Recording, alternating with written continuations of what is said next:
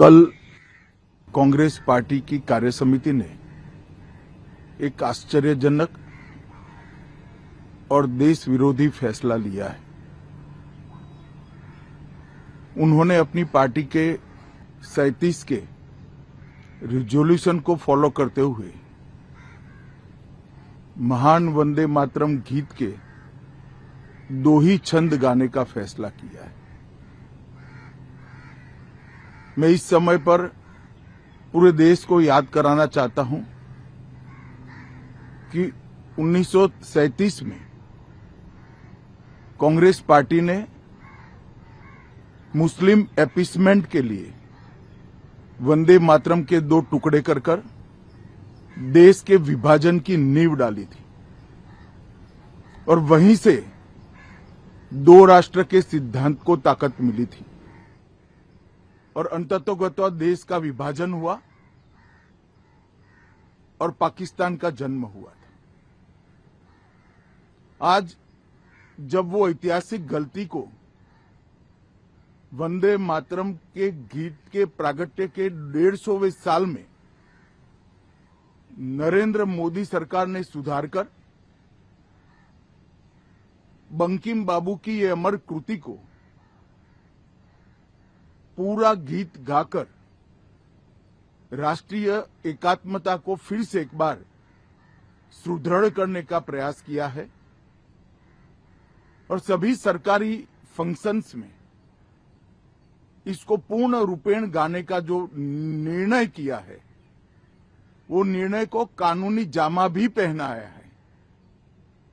इसकी अवहेलना करने का कांग्रेस ने कल निर्णय किया है। कांग्रेस का ये निर्णय केवल और केवल इनकी घोर तुष्टीकरण की नीति की पुष्टि करता है। वोट बैंक के तुष्टीकरण के लिए उन्होंने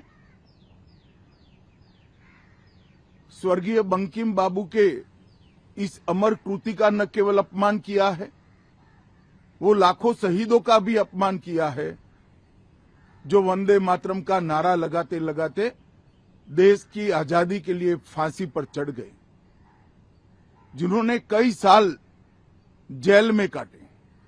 आज कांग्रेस पार्टी 1937 का अपनी पार्टी का रिजोल्यूशन मान रही है और पार्लियामेंट के एक्ट को नकार रही है।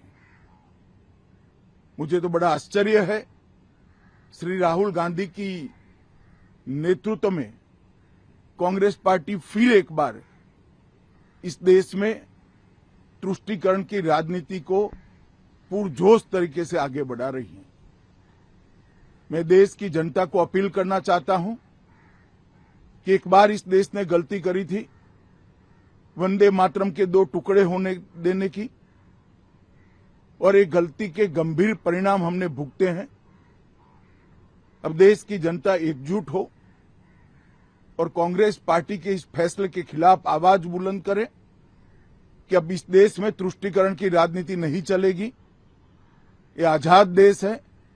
आजादी के 80 साल के बाद 1937 में जो फैसला कांग्रेस ने किया था, जिसको नरेंद्र मोदी जी ने सुधारा है, उसके सामने का कोई विरोध इस देश की जनता नहीं सहन करेगी। भारतीय जनता पार्टी कांग्रेस पार्टी के इस फैसले की कड़ी निंदा करती है और हम इसका जनता के बीच में और विधायी सदनों में भी पुरजोश विरोध करेंगे।